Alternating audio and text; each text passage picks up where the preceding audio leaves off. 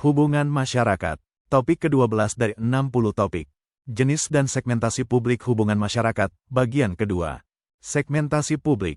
Istilah segmentasi sering digunakan dalam pemasaran. Segmentasi adalah kegiatan membagi-bagi pasar, konsumen, ke dalam kelompok yang lebih homogen dengan harapan akan diperoleh respons, seperti membeli, memakai, menerima, percaya, setia, atau sejenisnya. Humas pada sisi yang berbeda juga akan memberi respons, seperti bersimpati, berbicara, setia, melawan, menurut, berhenti bekerja, demonstrasi, menulis di media massa, dan sebagainya. Jadi, segmentasi pasar harus dapat dilakukan dengan mengidentifikasi perilaku yang homogen pada kelompok tertentu, atau disebut juga publik. Grunik mengatakan bahwa segmentasi adalah salah satu konsep paling berpengaruh dan modis dalam pemasaran. Jelaslah bahwa segmentasi berasal dari konsep marketing paling berpengaruh dan modern. Humas dalam perkembangannya tampaknya harus pula mulai mengaplikasikan segmentasi untuk mencapai tujuan. Berkait dengan hal tersebut, Grunik lebih lanjut menyebutkan bahwa konsep segmentasi dapat membantu humas, khususnya humas dalam perusahaan, sebagai organisasi profit. Segmentasi membantu humas dalam mengidentifikasi publik. Dengan teridentifikasinya publik, hal itu akan memudahkan humas dalam menyusun program. Pada saat ini, penyusunan program tidak bisa lagi hanya didasari suatu asumsi atau perkiraan. Namun, program harus dipersiapkan sedemikian rupa sesuai dengan target publiknya. Untuk inilah, segmentasi diperlukan. Program humas yang dilakukan tanpa perencanaan matang dan tanpa jelas sasarannya akan berjalan tidak terarah. Misalnya, sebuah perusahaan penerbangan mengalami penurunan penumpang sebagai dampak peristiwa bom Bali pada Oktober tahun 2005. Penurunan penumpang, jelas harus segera diatasi dengan melakukan berbagai upaya, termasuk program humas. Agar program tepat sasaran dan efisien, program harus direncanakan dengan baik. Disinilah perlunya segmentasi karena tidak setiap publik perusahaan menjadi target program. Praktisi humas akan berhadapan dengan pertanyaan, apa yang harus dilakukan?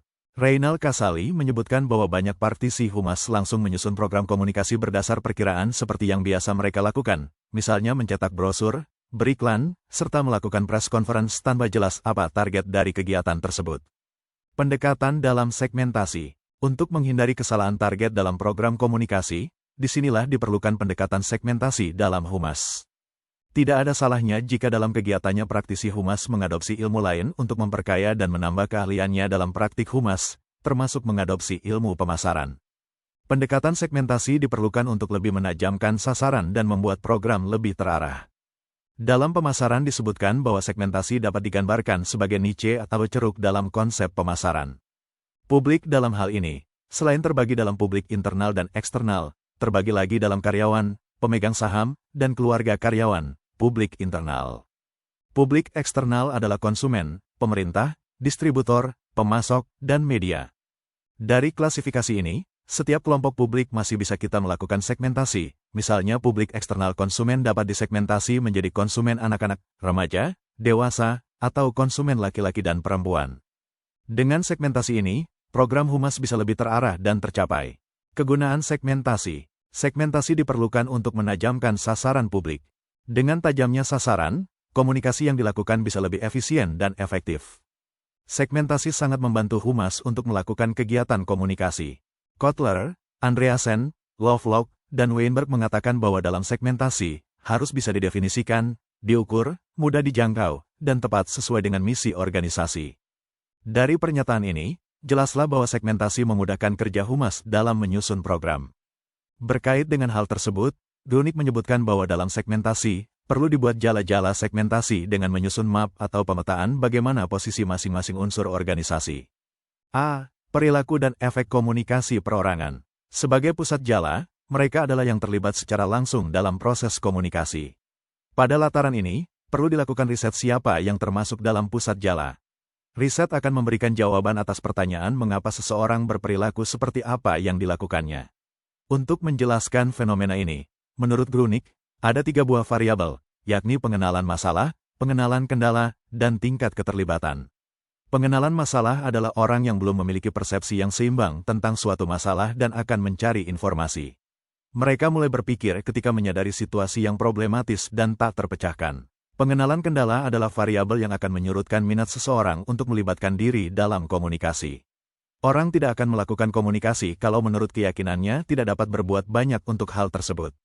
Tingkat keterlibatan seseorang dapat dibedakan dalam segmen-segmen, mulai dari yang paling pasif sampai yang paling aktif. Keterlibatan menyangkut kepentingan, humas akan lebih menaruh perhatian pada publik yang memiliki kepentingan.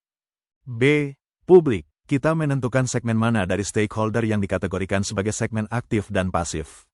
Publik yang benar-benar aktif jumlahnya tidak banyak, tetapi opininya cukup vokal dan mereka mengklaim diri sebagai suara mayoritas. Dalam berbagai situasi, mayoritas publik umumnya adalah pasif dan tidak ingin mengambil risiko. Publik pasif dapat berubah menjadi aktif jika kepentingannya berubah. Grunik mengatakan bahwa organisasi akan lebih mudah berkomunikasi dengan publik aktif dibandingkan dengan publik pasif.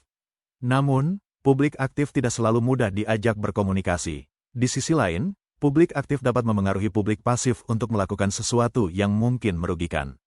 C. Komunitas. Komunitas merupakan pengelompokan publik yang bisa didasarkan oleh tempat tinggal yang sama atau bisa juga hobi yang sama. Apapun pengelompokannya, komunitas merupakan sekumpulan orang yang tampaknya memiliki beberapa kesamaan atau homogenitas, tetapi sebenarnya mereka memiliki banyak perbedaan atau heterogen. Misalnya, komunitas penggemar sepeda motor X mereka relatif homogen dalam kesukaan pada sepeda motor, tetapi mereka heterogen dalam pekerjaan, usia, agama, dan latar belakang sosial. Macam komunitas cukup beragam. Oleh karena itu, humas perlu melakukan identifikasi terhadap komunitas. D. Psikograf, gaya hidup, budaya, dan hubungan sosial. Psikografis adalah latar belakang sosial ekonomi, yakni tingkat sosial ekonomi dan gaya hidup yang dapat diukur dengan metode VALS atau Values dan Lifestyle. Dari pengukuran ini, kita peroleh beberapa tingkatan kelompok. E.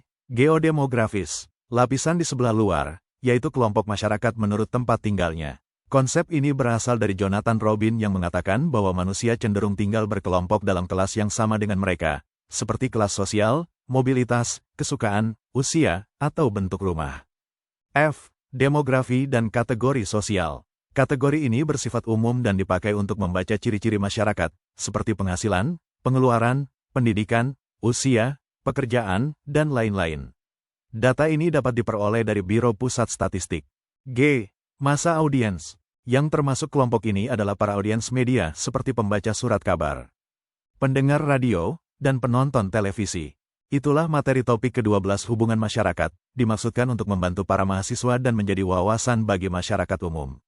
Tutorial dituturkan dan disubtitelkan agar dapat ditonton, dibaca sambil didengarkan. Untuk pemahaman yang lebih baik, putar dan dengarkan video tutorial berulang-ulang. Subscribe dan like, agar Anda mendapatkan update konten. Bagikan juga link video ini, agar teman lain juga mendapatkan manfaat channel ini. Sekian dan terima kasih. Sampai jumpa.